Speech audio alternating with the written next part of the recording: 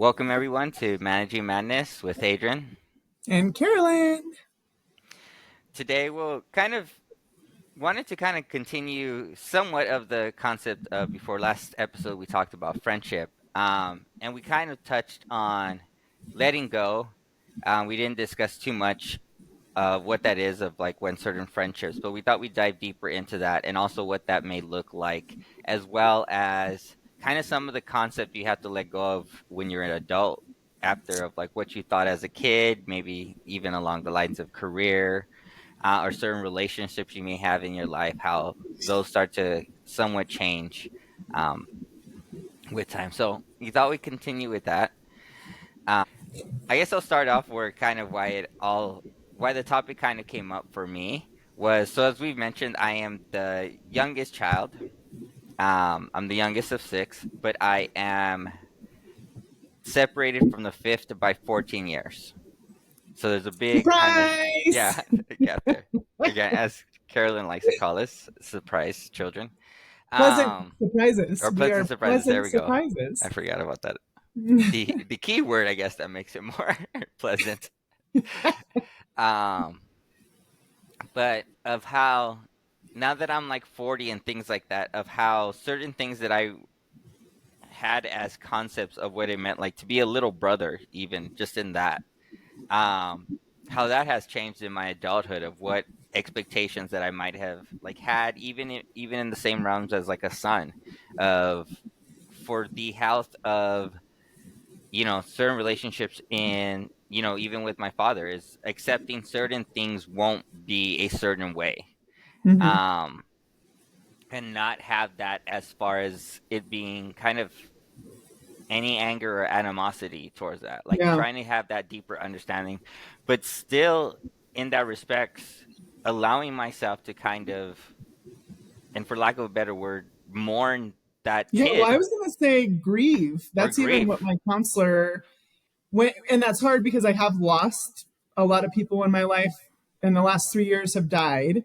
So I like that grief obviously is different than like the grief of like dynamics or dreams or, but it's still like maybe even more hurtful when the people are still alive and you're having to grieve what you expected, or I don't know. I mean, a lot of it I think does fall on expectations also, but I think a general thing of like I just would like expect that I'm treated with respect doesn't feel like that far fetched. But Yeah. it's crazy how hard that is. Yeah.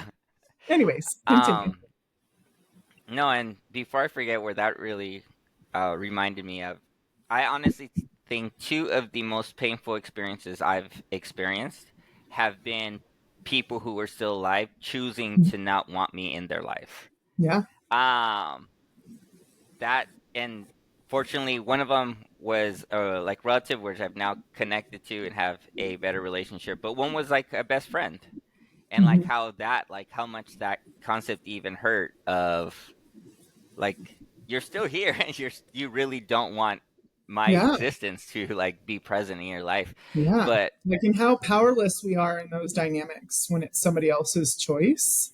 Like right, it doesn't feel good. but also now too, and kind of where it continues from the last episode, where I've had to separate myself from some friendships, and now Mhm. understanding where not having any anger towards that friend who made that choice for themselves back then, understanding that it was necessary for their health, Yeah. same way of how I've kind of had to do that, but um for myself. But it's adding now, moving on from like our last episode of friendships to now, it's become, I've found it more difficult when it's these concepts of kind of an identity where, speaking of like being a younger brother, being kind of almost guided, or Hmm. similar thing like being a son and having parents guide you a certain way, uh, and that not like taking place has been for me even more challenging even than like letting go of those friendships and things like that. And Yeah. yeah, like you said, like the grieving component, Yeah. it's interesting. I think even, well, I know my mom and I had one situation at my daughter's first birthday party where it kind of resulted in some emails back and forth, a couple months of not talking on the phone. And her response was, I had to like let go of the expectations I had of my mom to have a relationship with her. And then my response was like, but I'm not letting go of the expectation that you're just like generally kind of and respectful of my belief system. I mean, looking back now, I can see more of where her frustration with me was coming from. But we were able to have a conversation. We were able to kind of talk about how moving forward, like what that dynamic needed to be. And I think a lot of this too kind of falls on boundaries, like where boundaries are really the only, like the things that we can control, right? So I can't control like how my sister treats me or how my mom treats me, but I can control how I respond to them or how I navigate Mhm. the letdowns if there are some, or how I navigate tensions when there are some. Like, but man, it's still really frustrating. Yeah. No, and exactly like you said, like yeah, now I'm trying to focus more on what I can do. Um, but like following what you said, like it's really frustrating. Also allowing myself that grace that I feel these emotions, that trying to keep the judgment from it, because that is something that also comes to me a lot, is judging myself for feeling angry about it, or for being sad and Disappointed, or yeah. disappointed and all that, Mhm. when but it's just a very complex dynamic, because I still do want to allow myself that grace to kind of mourn the concept or grieve from that concept of that, just that younger person having Yeah, these ideas or concepts that are no longer really gonna come out into play, or are unlikely. Maybe, right, I'm also trying to view life from a nothing's impossible type deal, but still also prep for what's likely. right. Well, yeah, Uh, like habits and things have shown, history has shown. right. And that's one of the big things. If there has been a consistency of one way and no suggestion that, something's going to change. Um, But it's so frustrating. And I don't think I'm totally Pollyanna, but I do like to think the best of people. And I'm not willing to let that belief go, even though it's been like significantly challenged, particularly in these last couple months. But it's just super disheartening to watch how people handle different things and then recognize like I can only control how I respond to this. But oh my gosh, like how infuriating to have, yeah, just disappointments and hurts. And yeah, you would hope like family, I don't know. um, well, so what's interesting about these components is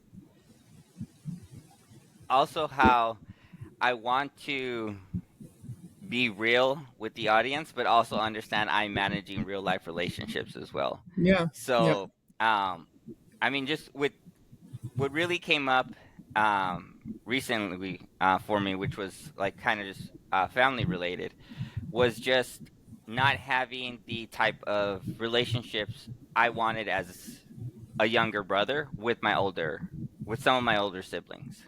Hmm. Um, and how even though before, and this has been the really interesting thing recently for me, is like I said, I'm transitioning a lot away from using anger as a motivator and as a way Hmm. of coping and dealing with things. So Hmm. before, it would be very easy, and that's even a concept I want to dive deeper into as far as letting go. Um, but it would have been a lot, quote unquote, easier for me before, just to be angry about certain situations. But Hmm. that's been like the new development and challenge for me, to look at these relationships and these dynamics in a different way without trying to bring anger.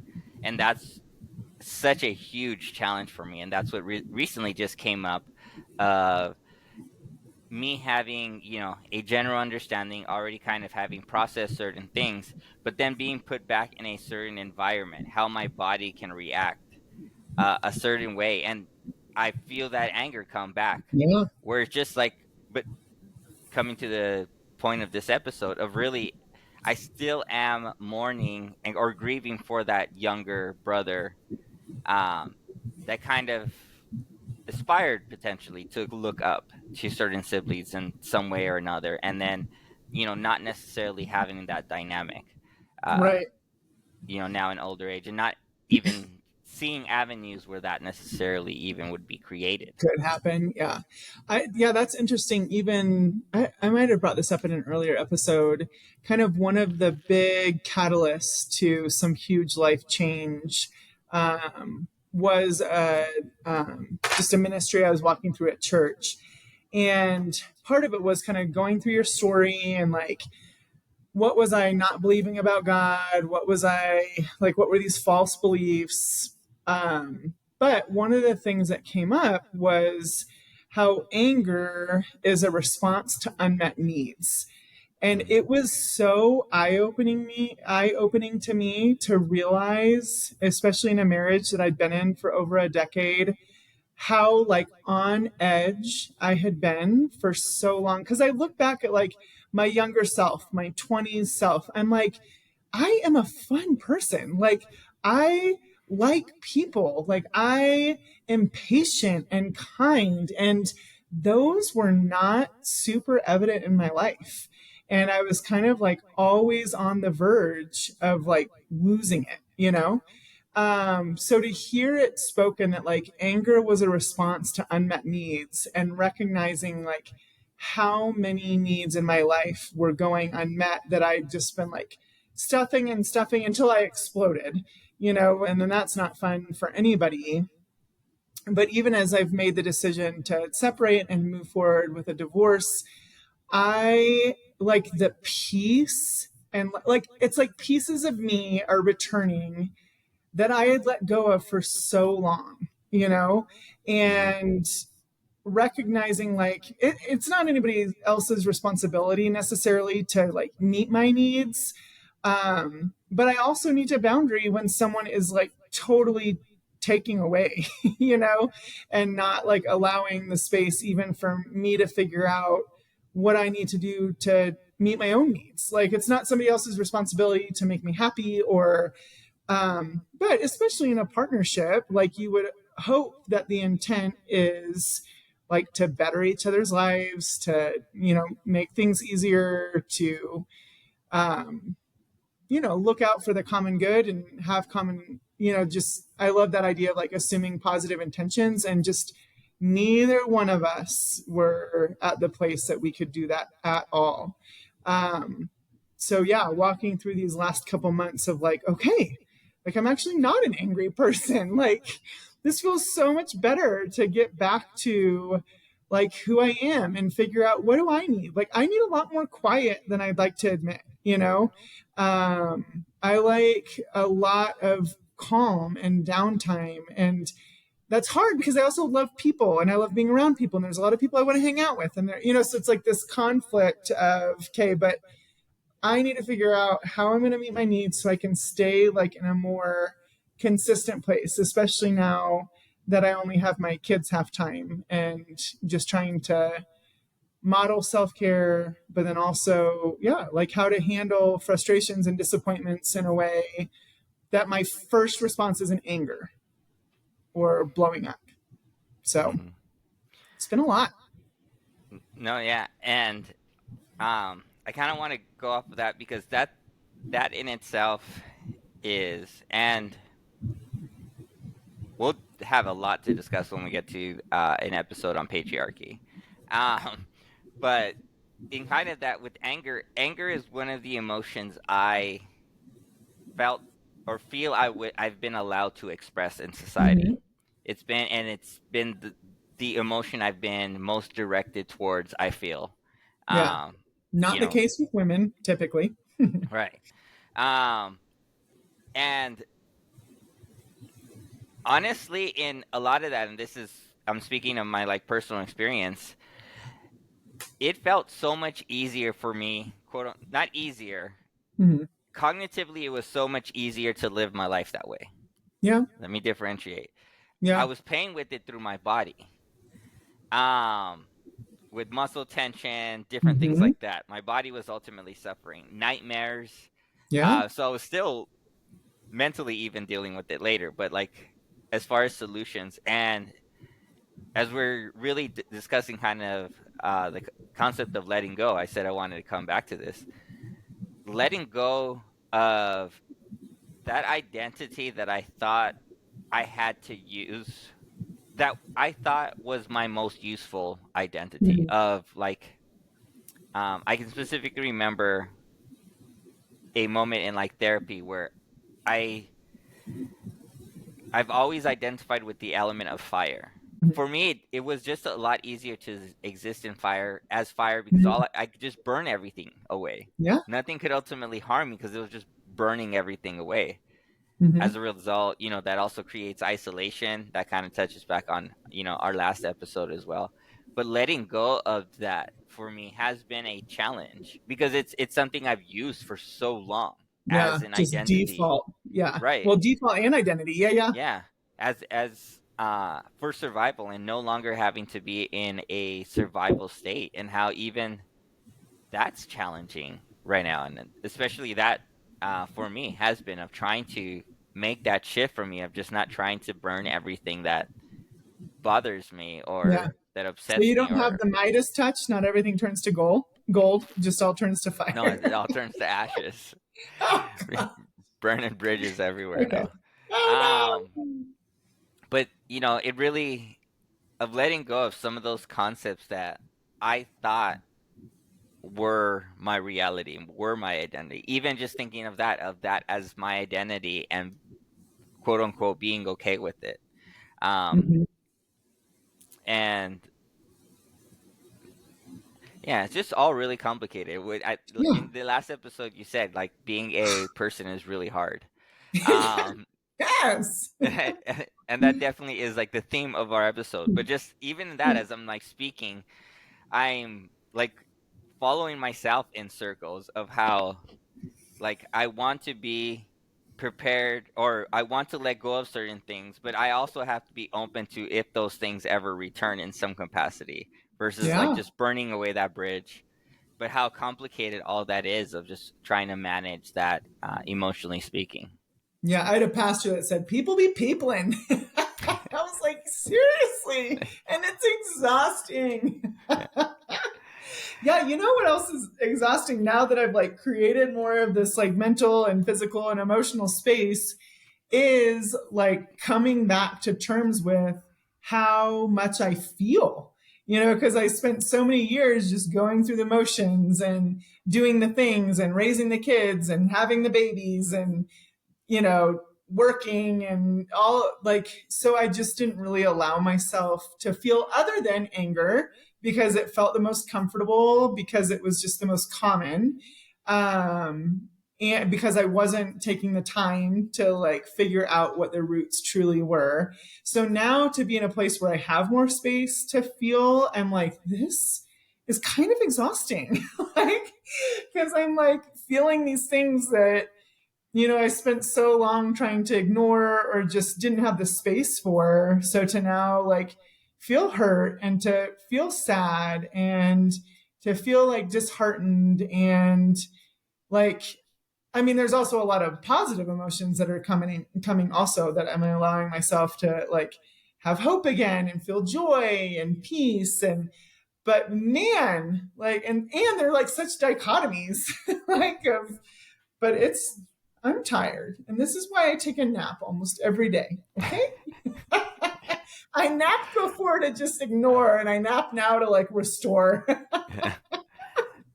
um, um, oh, as you were talking about your body, that's a completely new thing for me. Um, really, because before I was just cognitive, and what that Mm, ended up resulting in, one of the interesting things that actually feeling has done for me is, as I mentioned just earlier in this episode, like I would easily say at least a third of my dreams that I could remember since I was like 12 involved death. yeah. At Ugh. least, and that has Hmm. been alleviated since I've kind of reconnected with my body and started to deal with some Interesting. of that during the day.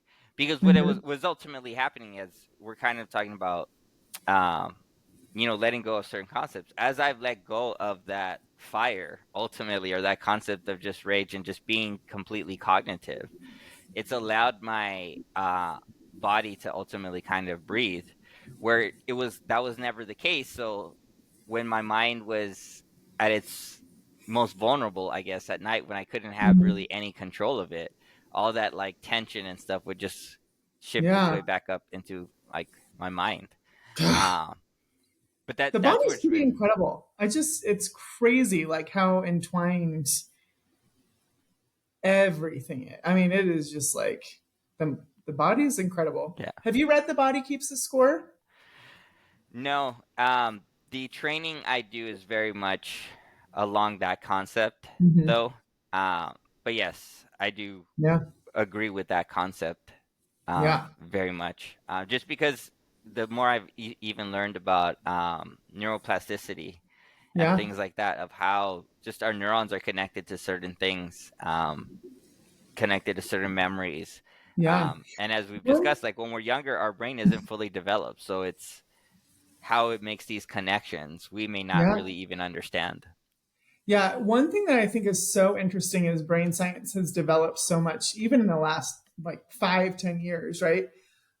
But my mom brought kind of back to like our differences of like my faith base and belief system, which again, like I would like to reiterate. I know I'm like way more liberal than most Christians, but just kind of function under the assumption like Jesus loved people and pursued people and desires people to be like known and loved by him and people to just be known and loved by each other.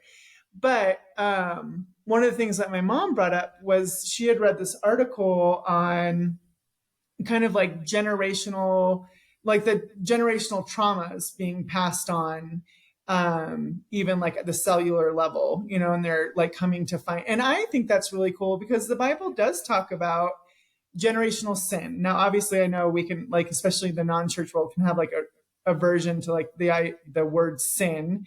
But if we just look at sin of like missing the mark or like falling short of like what God would want for us, like there it I just love when like science and the Bible just go, like because I don't think they totally have to contradict each other. I obviously know there's a lot of different belief systems around that, and we'll get to that episode later. But I just thought it was so neat to consider like, I mean, good and bad, right? Like the blessings and curses of like generations past. Like yes, we might have to work hard on like breaking things off that have been modeled to us like time and time again. And so cool to me to think about the fact like sure we can like break generational curses, but we can also like continue moving forward in like health and healing and like positive things that we've seen. But we can choose to, kind of going back to the episode thing, to let go of things that haven't served like our families well, our peers well, our fellow man well. Like we can work hard on changing that. So blah blah blah blah blah. Um, I'm preventing myself from going into a deeper because that's going to be a really interesting episode on religion. Because as you're just talking about that, for me, as someone from the Mexican culture whose roots are the indigenous people who occupied the land, the African people who came and built upon the land, and then ultimately the Spanish that colonized the land. Mm-hmm. Um, how I think religion is a significant trauma that was brought Yeah, into our culture, and how that I feel was passed, and how that is something I've had to really let go, and how painful yeah, that has been. And we'll discuss more of that religious component because that'll be interesting yeah, as we go deeper into that. But talking, still going back to our topic of this episode of letting go, for me, letting go of being a believer was really yeah, hard for me. Really, really yeah. hard for me because it was something that was created in me as a child. Mm-hmm. Um, and as I grew up and having that, sec- creating a sense of security around that, and then Yeah. Well, having in lose that, community, right? Like there's like an automatic community, and yeah, there's a lot. I mean, which, it's a whole culture. and that's why this will definitely be more in our religion episode, but how alienated you become from that Yeah. Well, I'm community kind of, I when mean, you I am walking specifically. through parts of that right now too. Mhm. Yeah, I was even in processing with a friend who had significant religious trauma growing up. She was like, "You're just entering your religious trauma." Like, so watching people's response to divorce and dating and different choices that I'm making that don't follow their belief Mm. system. Yeah, I it is alienating. And yeah, and that's why to not go more before that episode. I a lot of my trauma, I believe, Mm, is was around religious trauma yeah. and how I take things just very literal, and I don't think as someone who takes things very literal, I shouldn't have been exposed to the Bible at the age I was. It's Mm. really kind of, Yep. and that's what we can discuss. That'll be our religious episode. So just a teaser, Yeah. because that'll Yeah. probably be our What's first longer coming? episode, and that might be coming up now that we have. This will be our ninth episode. So we are developing that catalog, but we have been kind of saving that one as Skirting, yeah, skirting that around. deeper conversation.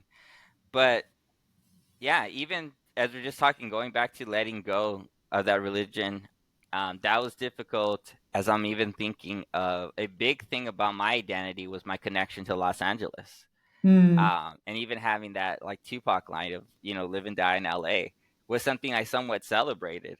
And Hmm. now, and we haven't discussed it, but with climate change, LA gets really hot, and I get very angry when I get really hot. So it's Yeah. very, very challenging for me to exist here in summer and not Yeah. be at a Because constant do state. you even have air conditioning? Yeah. Okay. But then, That I mean, when I lived in San Diego and LA, there were multiple. I know it's changed again in the last 15 years, but there were a lot of places that wasn't the norm, like mhm, having air conditioning, because no, that was not the problem. no. But also with mentioning that, that gets really expensive. So I also do Yeah. have a nice fan situation going. But Perfect. even the idea of I've had to kind of also personally process the idea that I may not live in LA my entire life, and like Yeah. that might not be something that I get to do. It will be if I have the choice or that the privilege.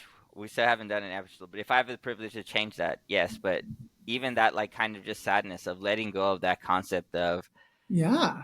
that identity that I thought I had already fixed, that I didn't think I needed to think of anymore. And I Yeah. think that's one of the bigger overarching themes for this episode that I keep kind of mentally coming back to, of how for me a lot of these letting go of these different concepts, these different identities just bring more things I need to think of, and how challenging I find that, I Yeah. guess, for lack But of kind of better along that words. like choice and privilege piece to like to even be in this space where we can like consider these things. But it really is a privilege to be able to like have these conversations and like have the space and capacity to be able to like seek out mental health and physical, like just body workers that are, aware of how trauma is stored and reacts in our body. I Yeah. do believe there's now a I think an increased awareness that the body and the mind are actually kind of connected. You can't really treat them separately, even though Mm-hmm.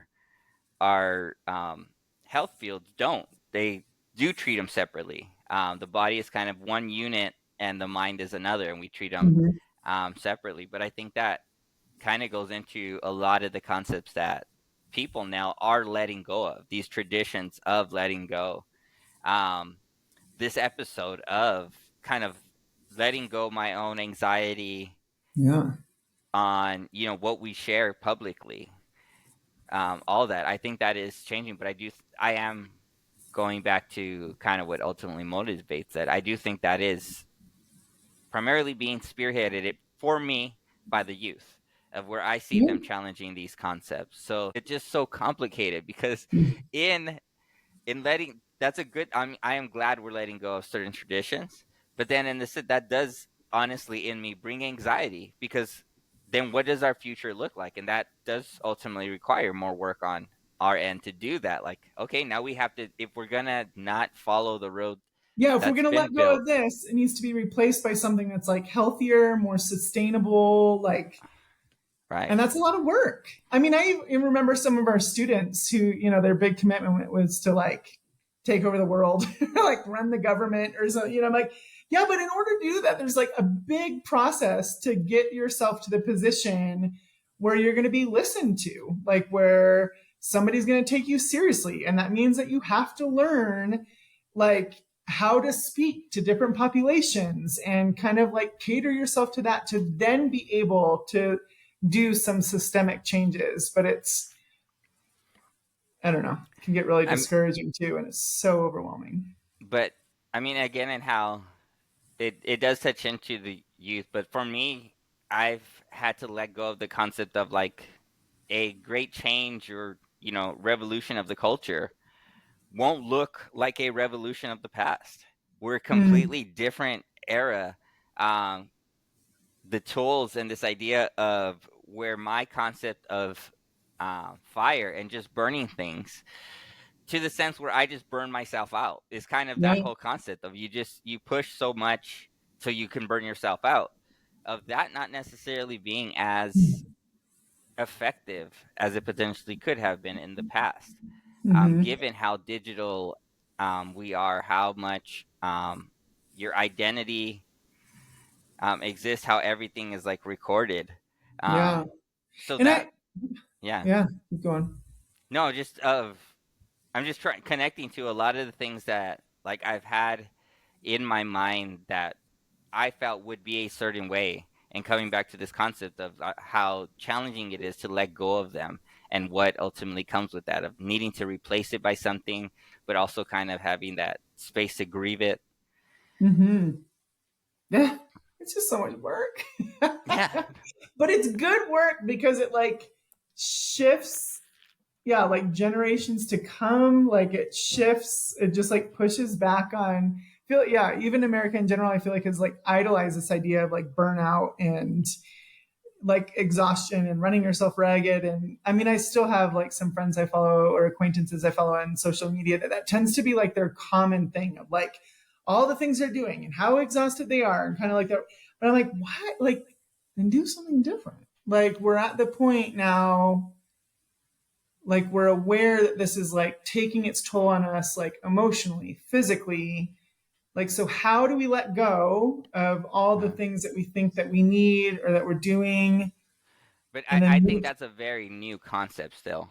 Yeah, Is that yeah. we're sure aware because I do, and that's why that's something I've had to let go of that image of just almost working myself to death. That's not the way I would Mhm. have phrased it because it's not the way Mhm. we paint it, in our Right. culture. It's like, no, we're productive citizens who's giving to the economy, Yeah. contributing to the economy, Yeah. earning, our retirement, all the like nice ways The we things want you to should do. phrase Yeah. working ourselves to death.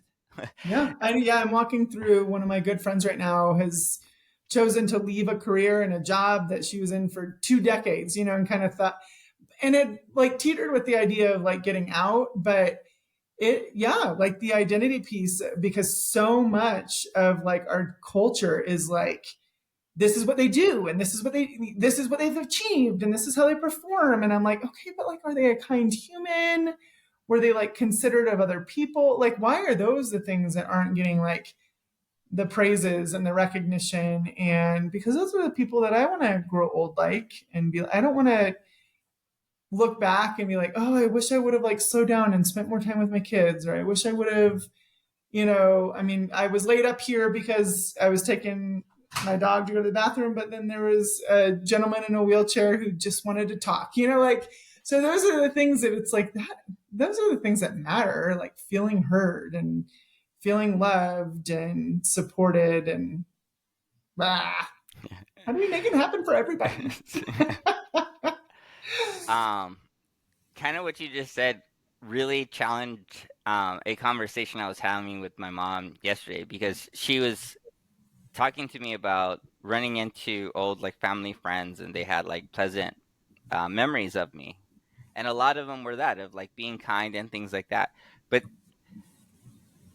that didn't make me feel positive or pleasant because in my head I'm like I want them to remember me of like the changes I've made or things like that. But again, Oh, I'm going okay. back to this concept of kind of achievement based back in that American culture of so much of our identity being versus me taking the time to appreciate that I created a certain emotion in people in my time of Yeah. that. We're like highlighting what you said, but I'm still working on that myself. And what you just said Yeah. kind of really, because it was literally a conversation I had with my mom yesterday where she was telling me that, and she's like, I think that's a nice thing. As your mom, like, I think it's a nice thing that people remember you that. And me not finding that satisfaction in myself. But now, as you're saying that, Interesting. yeah, it's like, why don't like, why Yeah. did I Why? still need to find those And memories something I'm somehow being connected? doing, like, Yeah, yeah, performance, or I mean, yeah. obviously we want to like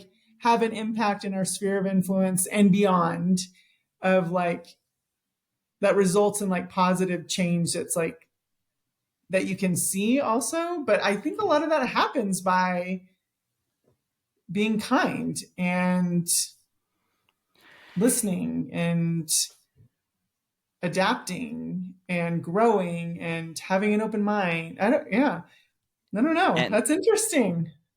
right. And not to kind of sound cheesy or corny, but I think one of the big things is that being kind is revolutionary in Yeah. itself of just how Yes. different that really is. And I think is something I am learning for myself, not making that as a general statement that the revolution will solely happen off of kindness, but um, this idea of how even that in sense is revolutionary because one of the big things with being kind and even giving myself kindness, which is a big component that I think I had to learn and what that looks like, Yep.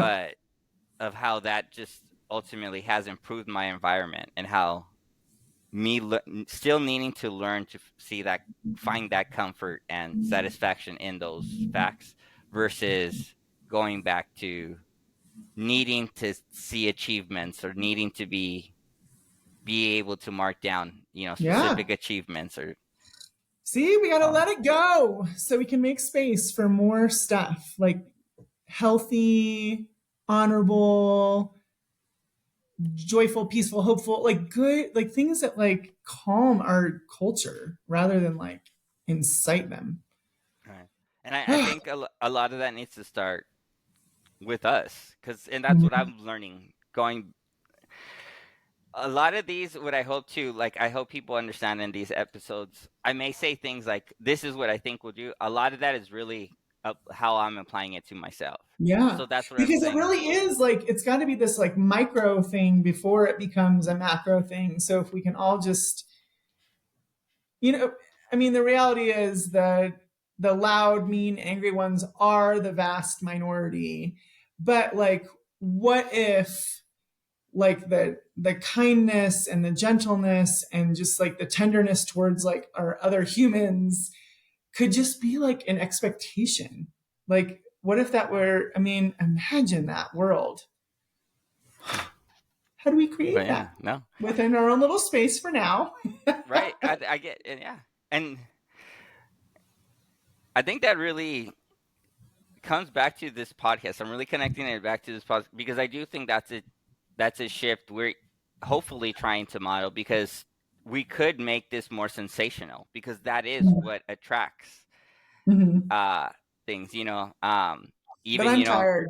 I'm tired, Adrian. me Yeah. too. No, that's why I am too tired to be sensational and do all these other things. But I think this is a shift in society of letting go of certain things and how I think yeah that brings us to where we are here in this podcast of a lot of Yeah. that of letting go of that those performances Yeah. I feel and hopefully change the landscape where potentially authenticity is valued more than performance. Right. But that's where that brain Bring stuff it. also makes sense too. We have to Yeah. understand why the sensational and scandalous does attract our minds more because our mind has that negative bias and needs Yeah. to Well, yeah. And that was like for survival, right? right. So like, and I mean, I guess now in a way it still is, but can we Yeah, because shift it that? can't our mind Yeah. still doesn't really necessarily we need to understand emotional survival is a thing as well. Yeah, And that's for where a sure. lot of that stuff comes into play. Okay. This just opened the door for a lot of upcoming podcasts. And I feel like we would be like remiss if we did not like at least give tribute to like Let It Go to like wrap it up. Yes, we'll wrap up now, but thank you all for joining us. We'll be back in another 2 weeks. Please like, subscribe. That really helps. Comment any of those things. But really just wishing you all some peace, love, and power. Yes.